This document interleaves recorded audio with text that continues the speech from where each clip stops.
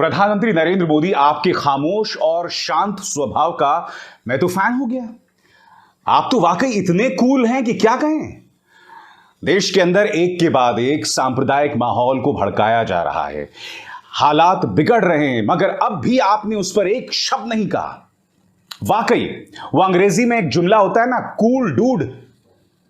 आप आजाद भारत के जितने भी प्रधानमंत्री रहे उनमें सबसे जबरदस्त और सबसे कूल डूड हैं आप। अब तक खामोश हैं। आपके पास इतने मंच हैं देश की जनता से सामाजिक भाईचारे को लेकर अपील करने की, मगर आप किसी भी मंच का इस्तेमाल नहीं कर रहे हैं। 3 घटनाएं आपके सामने और तीनों से एक खतरनाक ट्रेंड सामने उभर कर आ रहा है। पटियाला, जहांगीरपुरी और अलवर। सबसे पहले पटियाला की बात करना चाहता हूं। मैं आपसे एक सवाल पूछना चाहता हूं। सिख फॉर जस्टिस, एक खालिस्तान का समर्थन करने वाला गुट जो भारत में प्रतिबंधित है, अब वो खालिस्तान के बारे में जो मर्जी कहे, हमें उसे तरजीह देने की क्या जरूरत है? हमें उसे महत्व देने की क्या जरूरत है? और तो और उसने जो अमेरिका में कहा या ब्रिटेन में कहा, उसको लेकर क्या हम पटियाला में माहौल बर्बाद करेंगे? मेरा सवाल 3 लोगों से है। पहला सवाल उन लोगों से जिन्होंने बगैर पुलिस के इजाजत के पटियाला में वो रैली निकाली सिख फॉर जस्टिस के खालिस्तान के नारे के खिलाफ। सबसे पहले आप एक खालिस्तानी गुट को क्यों अहमियत दे रहे हैं?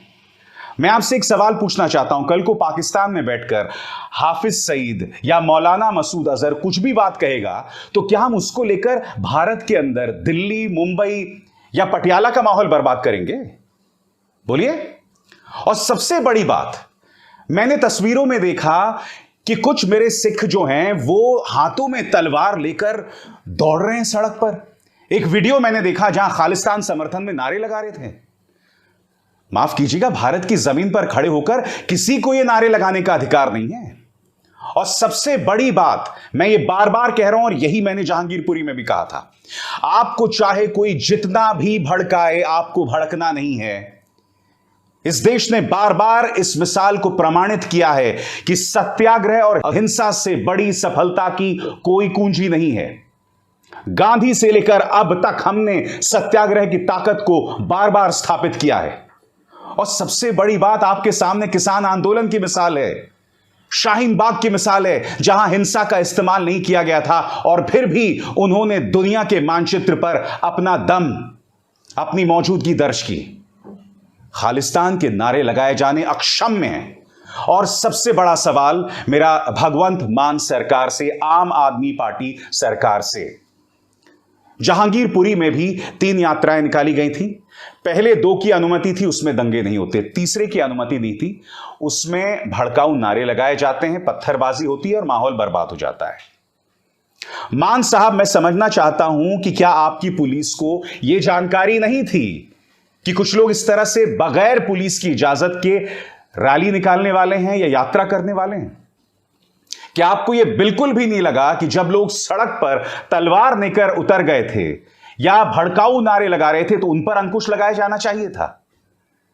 क्योंकि आप भी मान रहे हैं कि यह बहुत बड़ी इंटेलिजेंस की चूक है और पुलिस की चूक है, और उसी का नतीजा है दोस्तों, 3 बड़े पुलिस वालों को निलंबित कर दिया गया है। आपकी स्क्रीन पर किन किन को निलंबित किया गया? एनडीटीवी की खबर के मुताबिक a spokesperson of the Chief Minister's office said Mukhwinder Singh Chinna has been appointed as the IG Patiala range, while Deepak Parekh will be the new Senior Superintendent of Police for Patiala. Wazir Singh has been appointed as the new Superintendent of Police of Patiala. जिसका अर्थ यह हुआ दोस्तों कि Superintendent of Police of Patiala को निलंबित कर दिया गया है, जिनकी जगह पर वजीर सिंह बनाए गए हैं। IG पटियाला जो रेंज है उन्हें निलंबित कर दिया गया और उनकी जगह मुखविंदर सिंह चिन्ना अब IG पटियाला रेंज है, और दीपक पारिक जो हैं वो सीनियर सुपरिंटेंडेंट ऑफ पुलिस हैं पटियाला के, और उनके से पहले जो व्यक्ति थे उन्हें निलंबित कर दिया गया है। यानी कि खुद आम आदमी पार्टी सरकार मान रही है कि पुलिस के मोर्चे पर एक बहुत बड़ा फेलियर हुआ है, और यकीनन बहुत बड़ा फेलियर हुआ है।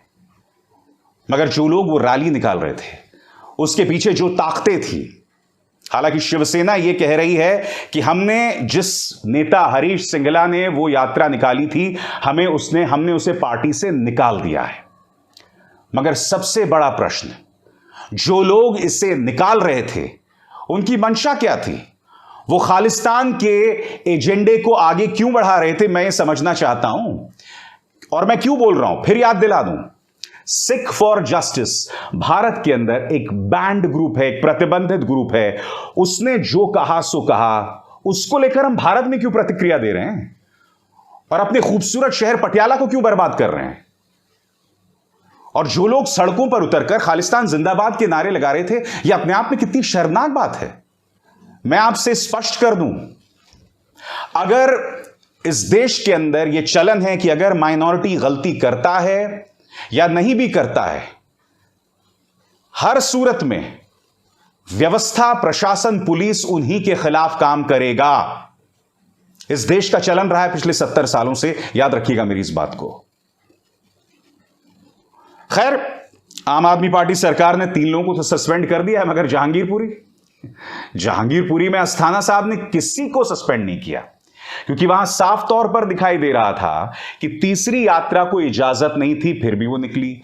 तीसरी यात्रा में हाथ में बंदूक और कट्टे लेकर बच्चे निकल रहे थे, फिर भी उस यात्रा को निकलने दिया गया। उसने मस्जिद के सामने भड़काऊ नारे लगाए, वो भी चलता गया। मस्जिद की तरफ से पत्थर फेंके गए, वो भी होता गया। तो ये तमाम चीजें हुई, मगर एक भी पुलिस वाला दिल्ली पुलिस से सस्पेंड नहीं हुआ है। कोई हुआ है बताइए? मैंने तो बहुत ढूंढा, मुझे तो किसी का नाम नहीं मिला। मगर सबसे दुख की बात यह है दोस्तों कि एक बहुत ही खतरनाक ट्रेंड सामने उभर कर आ रहा है, चाहे जहांगीरपुरी हो, चाहे पटियाला हो, या चाहे अलवर हो। पटियाला की मैं तस्वीर आपको बता चुका हूं, और मैंने एक नहीं 2 बार पहले कहा है, 2 अलग अलग घटनाओं को लेकर। आपको याद है, प्रधानमंत्री जब पुल पर फंस गए थे 20 मिनट के लिए, और तब उन्होंने कहा था मैं किसी तरह से अपनी जान बचाकर आया हूं, जबकि प्रदर्शन करने वाले किसान उनसे 1 या 2 किलोमीटर दूर थे। जिस पुल पर वो फंसे हुए थे, उस पर भाजपा के कार्यकर्ता थे जो नारेबाजी कर रहे थे। पता नहीं प्रधानमंत्री को भाजपा के कार्यकर्ताओं से खतरा दिखाई दे रहा था या नहीं। मगर उसके बाद यह हुआ था दोस्तों कि पालतू मीडिया ने पूरे देश भर में पंजाब सिखों के खिलाफ एक नफरती प्रोपेगेंडा चला दिया था, खासकर खालिस्तान को लेकर।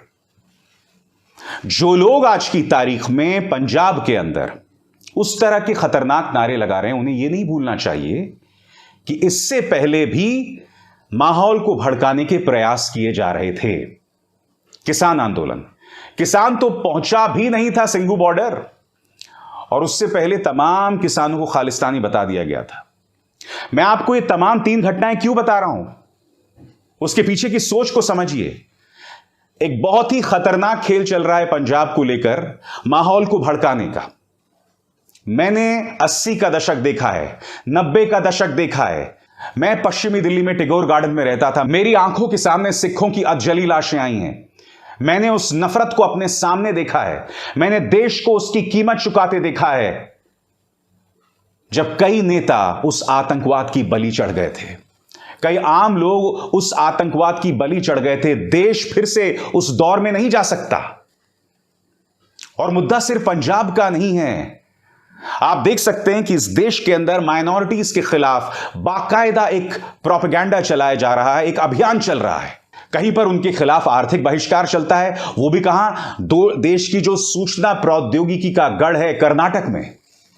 कहीं हिजाब को लेकर विवाद है, कहीं हलाल खाने को लेकर विवाद है, कहीं नॉन वेजिटेरियन को लेकर विवाद है, कहीं शाहीन बाग को बदनाम करना। ये तमाम चीजें चल रही हैं, और एक बहुत ही खतरनाक चीज है, और हमें इससे बाज आना होगा, हमें चेतना होगा। और फिर दोहराना चाहूंगा, प्रधानमंत्री आपको और सक्रिय भूमिका निभानी पड़ेगी।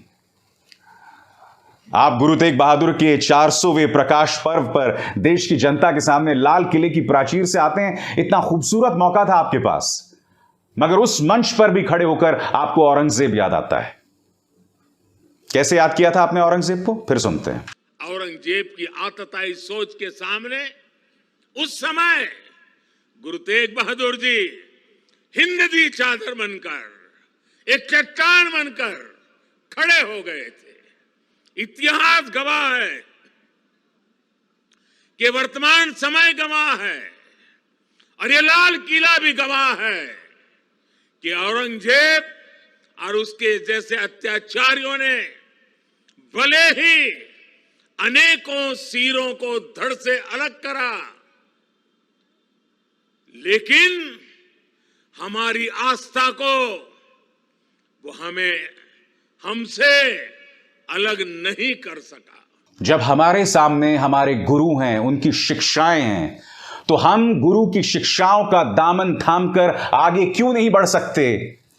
और मेरी अपील न सिर्फ प्रधानमंत्री से है, बल्कि उन लोगों से भी जिन्होंने वो भड़काऊ रैली निकाली थी, उन लोगों से भी जिन्होंने उनके जवाब में भड़काऊ नारे लगाए थे, उनसे भी जिनकी जिम्मेदारी थी हालात पर काबू पाना।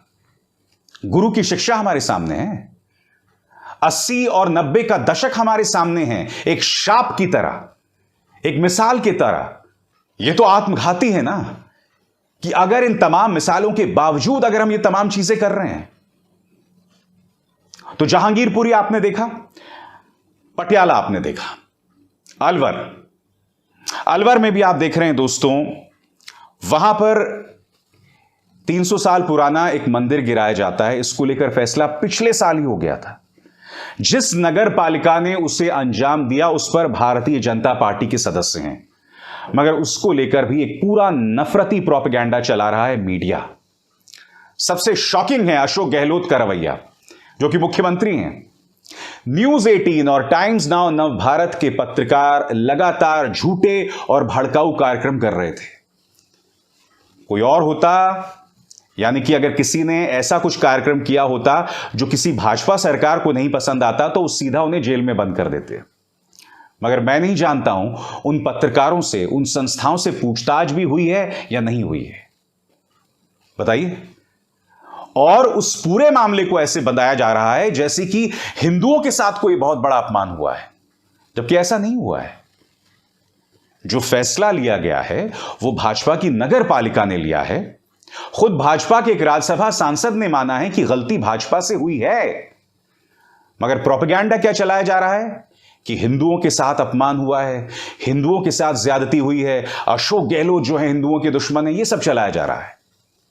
देखिए, राजनीति के लिए आपको जो करना है सो करें, मगर आप देश के सांप्रदायिक ताने बाने के साथ पंगे नहीं ले सकते, उसे बर्बाद नहीं कर सकते अपने चंद वोटों के लिए। और सबसे बड़ी बात, ऐसी क्या वजह है कि जहां जहां बीजेपी की सरकारें नहीं हैं, वहां पर इस कदर सांप्रदायिक तनाव बढ़ाया जा रहा है, या जहां पर अगले साल चुनाव होने वाले हैं? क्या वजह है, मुझे बताइए ना। इस मुद्दे की तहकीकात हमें करनी पड़ेगी, क्योंकि देखिए, उत्तर प्रदेश कहने को इतना संवेदनशील राज्य, मगर वहां के मुख्यमंत्री क्या करते हैं? लाउड स्पीकर्स पर पाबंदी लगा देते हैं कि ना मस्जिद ना मंदिर लाउड स्पीकर नहीं लगाएगा, ना चलाएगा। अब यही काम अशोक गहलोत या भूपेश बघेल करते या भगवंत मान करते, तो भाजपा उसको लेकर बवाल कर देता। मैं स्वागत करता हूं मुख्यमंत्री आदित्यनाथ के फरमान का, क्योंकि धर्म एक निजी विषय है, धर्म शोर का विषय नहीं है। उसी तरह से मुख्यमंत्री आदित्यनाथ ने यह भी फरमान जारी किया था कि अगर आप कोई यात्रा निकालते हैं, कोई शोभा यात्रा निकालते हैं, तो आपको शपथ लेनी पड़ेगी कि आप सांप्रदायिक दंगे नहीं करेंगे और माहौल को बिगाड़ेंगे नहीं। भाजपा वहां चुनाव जीत गई है, वहां तनाव पैदा करने की कोई जरूरत नहीं है। वहां सरकार अभी चाहेगी कि भाई बाहर से लोग आके इन्वेस्ट करें, माहौल बेहतर हो, निवेश आए, है ना। वहां भी चुनाव नहीं है, इसलिए वहां यह सब नहीं होगा। मगर मैं ये समझना चाहता हूं, जहां पर चुनाव होने वाले हैं या जहां भाजपा की सरकारें नहीं हैं, वहां यह सब क्यों हो रहा है? इस सवाल का जवाब ढूंढेगा, क्योंकि आपको यह समझना पड़ेगा कि चाहे जहांगीरपुरी हो, चाहे पटियाला पंजाब हो, चाहे आपका अलवर हो, इन तीनों जगहों पर माहौल को भड़काने का प्रयास भाजपा के प्रचार तंत्र ने किया है। झूठी खबरों का प्रचार प्रसार इनकी झूठी मीडिया ने किया है।